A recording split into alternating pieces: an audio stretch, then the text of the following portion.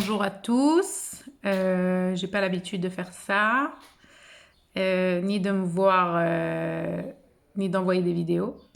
Mais c'est important aujourd'hui, Yom HaShoah, de pouvoir transmettre tout ce qui s'est passé à ma famille, à mes grands-parents qui sont revenus de Auschwitz et des deux côtés, les deux parents de ma mère, mamie Janine, papy David et le père de mon père, papy Pierre. J'ai aussi une tante qui est revenue, la sœur de mon grand-père, et c'est la seule aujourd'hui qui est encore survivante, qui a 97 ans, qui habite à Londres et Baruch Hashem vit encore. Donc on m'a demandé de vous parler les enfants pour vous raconter un peu l'histoire de mes grands-parents. Je peux pas parler des deux histoires, mais je vais raconter aujourd'hui l'histoire de ma grand-mère, Janine Silberberg, née Dreyfus, qui habitait avant la guerre. Elle avait donc 17 ans. Elle habitait à Saint-Étienne, qui est une ville à côté de Lyon, petite ville à côté de Lyon. Et elle habitait là-bas avec sa sœur, qui s'appelait Huguette, et ses parents.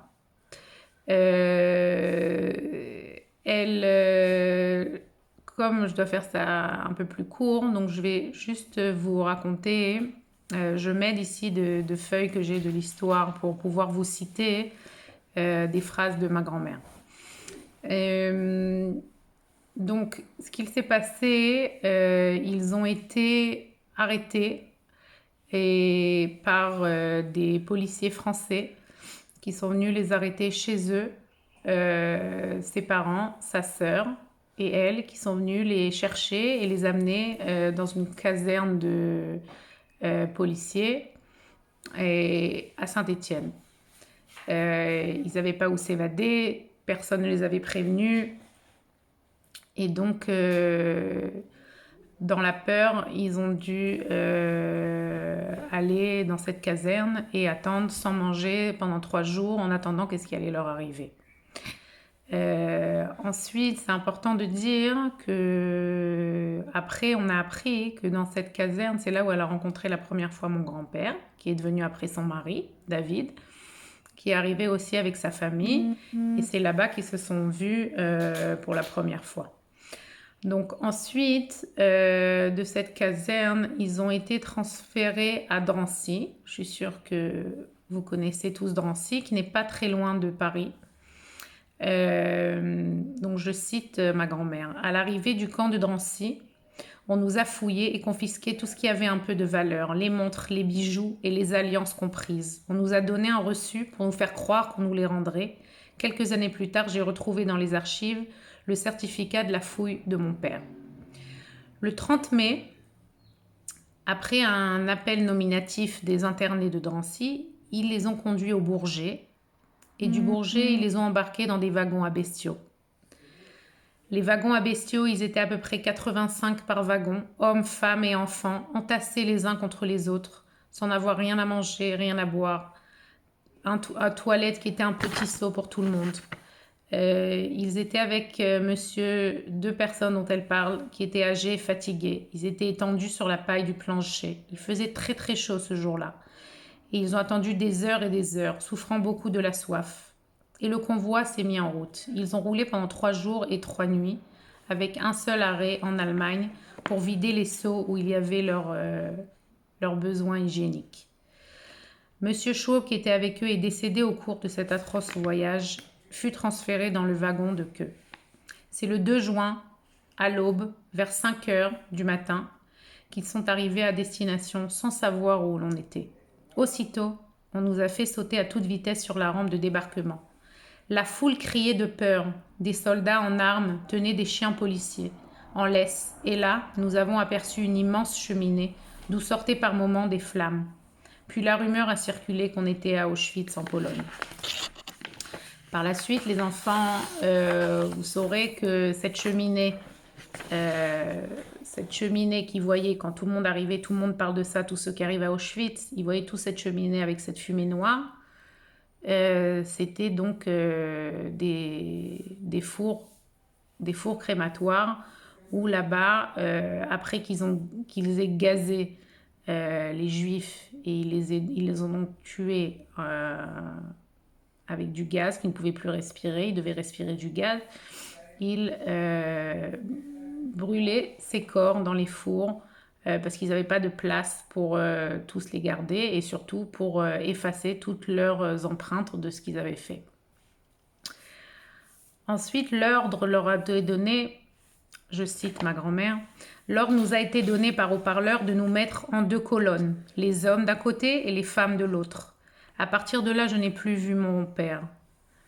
Parmi nous, il y avait des jeunes femmes avec des enfants. D'anciennes déportées qui se trouvaient là leur conseillaient de confier leurs petits à des femmes âgées pour qu'elles-mêmes soient sauvées. Puis, ce fut la sélection. Notre colonne est passée devant le chef du camp. Le docteur Mengele, un simple geste de sa badine, envoyait les unes à droite et les autres à gauche. Maman s'est retrouvée à droite et moi avec ma sœur Huguette à gauche avec quelques autres de Saint-Étienne. Donc tous ceux qui allaient à droite, en fait, c'était les plus vieilles personnes ou les gens qui pensaient qu'ils ne pouvaient pas travailler. Ils les envoyaient direct aux chambres à gaz. Et celles qui allaient à gauche, ils allaient les faire rentrer pour travailler et vivre dans des terribles conditions. Donc ce que j'ai expliqué sur les enfants, c'est que quand ils arrivaient, il y avait des déportés qui les faisaient arriver sur le quai et leur disaient de donner, si des gens avaient des petits bébés, de donner les petits bébés à des vieilles femmes pour pouvoir sauver leur vie. Et c'était très très difficile de séparer un enfant d'une maman, mais c'est ce qui est arrivé. Ensuite, ils vivaient dans des conditions horribles dans ce camp. Les enfants, ils n'avaient pas à manger, ils n'avaient pas à boire, ils leur donnaient juste une petite louchette d'eau avec des épluchures de pommes de terre dedans. Ils devaient travailler tous les jours, ils n'avaient pas de force. En hiver, ils devaient rester entre 4 et 5 heures au milieu de la place où ils faisaient la pelle. Et je cite encore ma grand-mère, « Tous les matins, nous devions nous présenter dès 4-5 heures sur la place d'appel. En rang par 5, nous étions comptés et buvions chacune à notre tour quelques gorgées d'un petit liquide noir qu'ils appelaient café. Puis notre régiment de squelettes partait travailler pendant qu'un orchestre de femmes détenues jouait à notre passage. » Le travail de terrassement était épuisant, d'autant plus que nous endurions la faim. J'ai aussi connu un commando moins difficile au Canada. C'était un hangar où étaient entassées les valises et les vêtements des derniers arrivants. Il fallait trier les vêtements en bon état pour les civils allemands. Parfois, il m'arrivait de trouver quelques bouts de pain rassis ou un morceau de sucre que je gardais ou que je pouvais amener à mes amis ou à ma sœur. On se demande comment on a pu survivre sans se laver les cabinets dos à dos au-dessus des trous.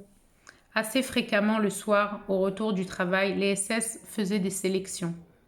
À notre passage, ils faisaient sortir des rangs les plus faibles, noter leurs numéros, puis les rassembler dans une baraque avant de les emmener aux chambres à gaz. En juillet 1944, les Allemands avaient déporté à Auschwitz des milliers de Juifs et des Tziganes hongrois. À côté de nous, le camp des Tziganes fut exterminé en une nuit. Le ciel était tout le temps noir et les cendres nous retombaient dessus. En fin octobre 1944, 80 d'entre nous furent choisis pour partir en train. Le 1er novembre, nous sommes arrivés au camp de Bergen-Belsen, dans les Landes du Nord. Ma sœur Huguette est restée à Auschwitz. Là, il n'y avait même pas besoin de chambre à gaz pour nous tuer, puisqu'on nous donnait pratiquement rien à manger. C'était la mort par la faim.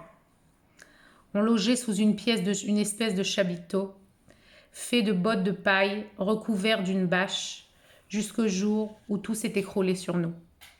Je suis sûre, les enfants, que vous connaissez Anne Frank. Et juste pour vous dire que ma grand-mère avait rencontré Anne Frank à Bergen-Belsen sous ce chapiteau. Puis, ils ont eu un nouveau départ dans une forêt où ils ont été oubliés pendant 3 semaines, contraints à manger de l'herbe cueillie sous les sapins. Beaucoup de femmes sont mortes. En février 1945, nous avons été transférés dans une usine d'aviation. Il faisait un froid terrible. Atteinte du typhus, je ne voyais plus clair. Je pensais devenir aveugle.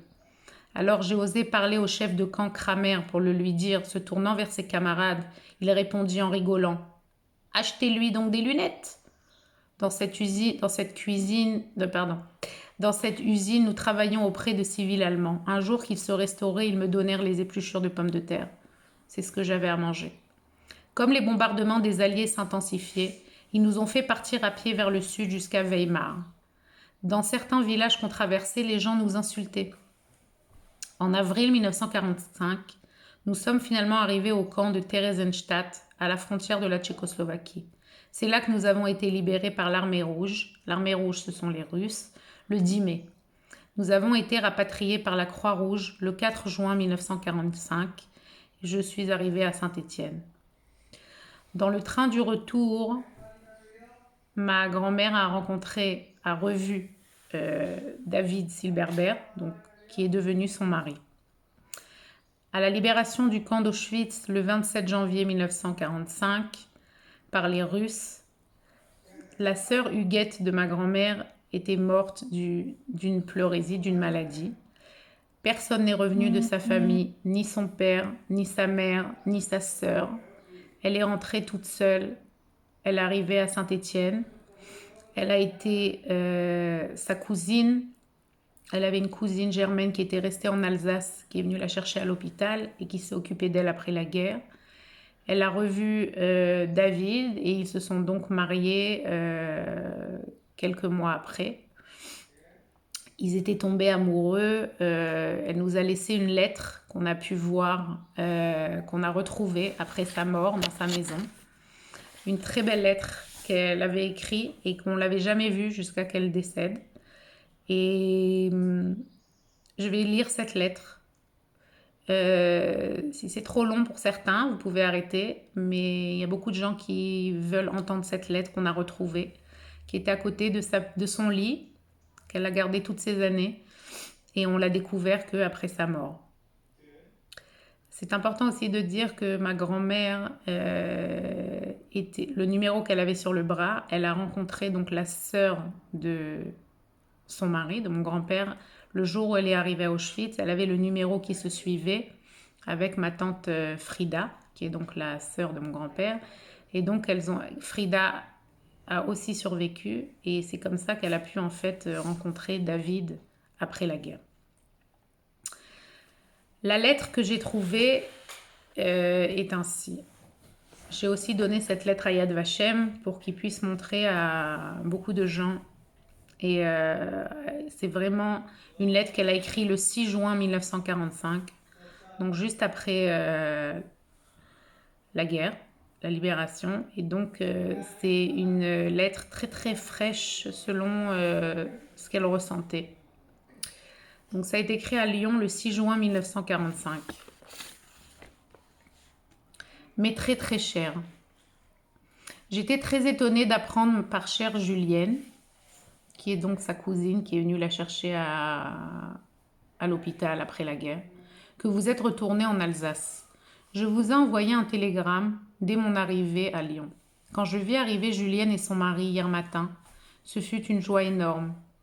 Mon cœur a éclaté et j'ai sangloté de joie, d'émotion, mais aussi de douleur. Mes chers parents auraient été si contents de la revoir, mais Dieu sait où ils sont. Je sais, heureusement, que Huguette est en vie, encore dans un camp d'Allemagne. Elle va revenir prochainement en France. Imaginez-vous ma grande joie de revoir ma chérie après cette année de séparation. Je fais une petite parenthèse, Huguette c'est sa sœur. Donc quand elle écrit cette lettre en juin 45, elle croyait encore qu'elle allait retrouver sa sœur Huguette qui était encore en vie, alors que sa sœur Huguette était déjà morte d'une maladie à Auschwitz. Je vais vous résumer en quelques lignes ce qui s'est passé depuis l'année dernière. Le 25 mai, lendemain de l'anniversaire de chez papa, à 5h30 du matin, on frappe à la porte de l'appartement. On ouvre, 5 ou 6 hommes rentrent, nous demandent nos papiers et nous disent de faire nos paquets. Attendez.